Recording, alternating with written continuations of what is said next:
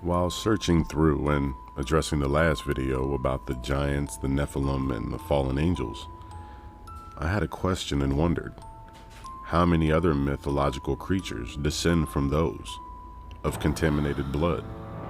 Remember, it did say there were giants in those days and after, and as the generations changed, the giants seemed to become smaller and smaller. So my question was, how many different types, different beings could have come from the fallen? The Book of Enoch tells us much, so I decided to look into mythology, and these changelings piqued my interest. Changelings go by many names. For instance, Calicanzares, a changeling child, a Krimbil, most notably a gremlin. Those are just a few of the names. Now let's get into exactly what one is.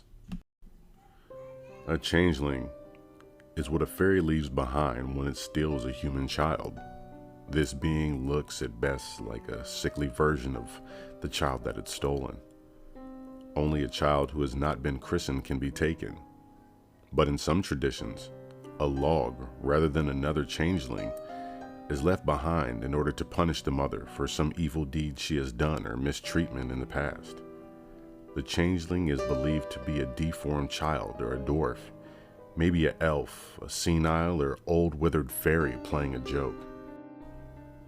Now, the reason for stealing these human babies as a replacement is kind of numerous.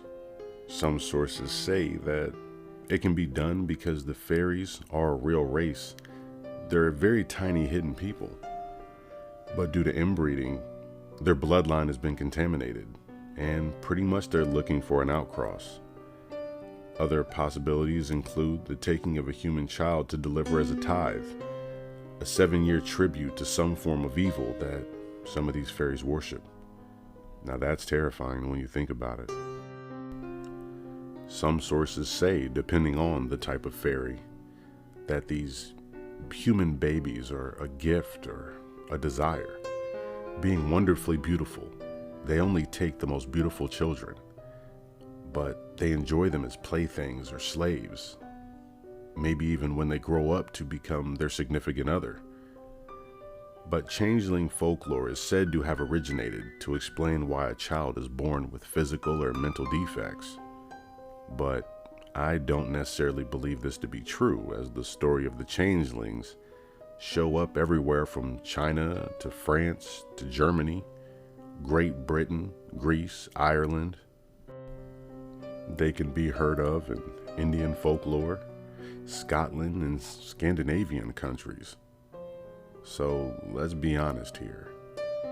Think of all those places that these stories originate, but this same type of entity or being is still there.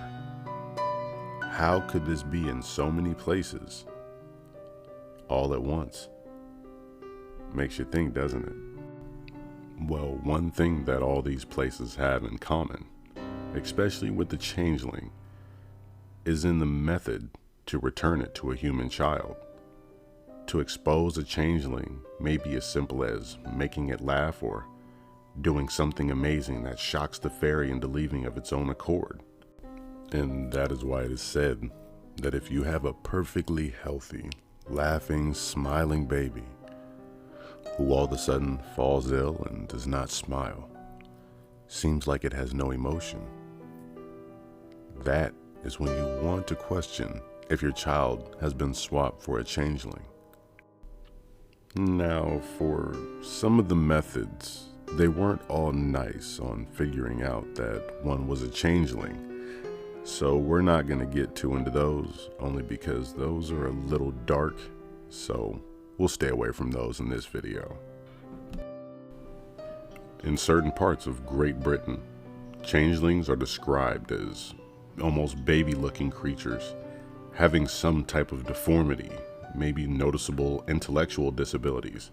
They come with an overly large head and extremely pale skin, but they are known to play little tricks, such as breaking sentimental or valuable objects, things that you really like. They've even been known to play music which forces people who are near to dance against their own will. They're extreme kleptomaniacs, and they steal items when no one's looking. They just can't help it. And in Welsh folklore, it's not immediately apparent when a changeling has been placed. Only after a period of time does it take on its natural behavior and form, what it truly is. Eventually, it will gradually become deformed, ill-tempered, and ugly, having fits of uncontrollable biting and crying and rage. In addition to its difficult behavior, the child will show extreme cunning and wisdom, more appropriate than any adult. Kind of a sort of payment for caring for the changeling. They will leave some money, and it may be found every day in the same place. But as long as the family cares for the changeling, it will continue to grant them money, wisdom, and other things that the family does not know. Now, there is one thing about these changelings that makes them easy to identify. It was said by a few authors, researchers, and people who studied folklore that there was once a woman. She knew that her child had been swapped out for a changeling. She had been advised to brew beer in an acorn and let the child watch. That it exclaimed, "I'm as old as any oak tree in the woods, but I have never seen any beer brewed in an acorn." Then suddenly it jumped up and disappeared. There are numerous tales of these changelings. I'll share one with you. In Carrie Osmond lived a shepherd's wife, whose child grew very peevish and difficult to nurse. Neither she nor her husband knew what was the matter with the child, or what was to be done with him, until the tailor came to make clothes of a web of homemade cloth newly from the waking mill. Next day after this, his arrival, the shepherd's wife went to the peat moss and left the child under his care until she could return. Shortly after she went away, she did the tailor hear behind him but the sweet music of bagpipes. He looked the way whence the music came, and whom did he see sitting in bed with a little old gray-headed man with a pipe of straw in his mouth, busy playing a tune. He kept playing this tune until he heard the woman coming. Then the music ceased, and he was once again a little child. The tailor told the old woman nothing of what he had seen or heard while she was absent. The next day, when she went the second time to the peat moss, he took an egg and emptied the shell of its contents and filled it with water. He placed it near the fire. The little old man's curiosity was so much excited that when he saw, he turned around and said, "What are you going to do with that, tailor?" The tailor replied, "I'm going to heat water with it and steep malt," said the tailor. "Well, I am more than 100 years old, and never till now have I seen an eggshell used to heat water for steeping malt in," said the little man, and he turned away and began to play his straw bagpipe. He kept playing the tune of the day until he heard the woman coming, and then he once more became a little child.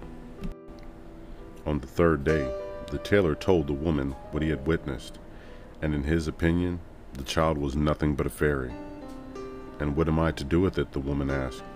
"Take him," said the tailor, "to the neighboring ravine and throw him over the bank into the cold water."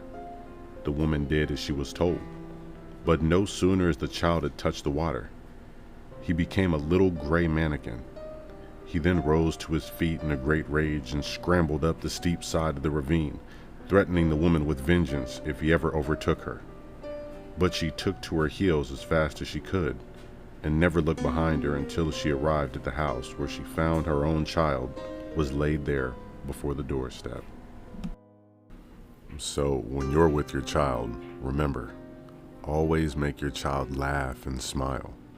Make sure that you amaze and always do something new, because you never know.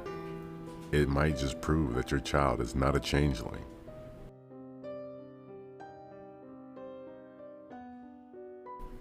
Please feel free to leave comments and let me know how you liked the video. I've been studying a little mythology and would like to incorporate it into what I've already been doing. So thank you, and I hope you enjoyed.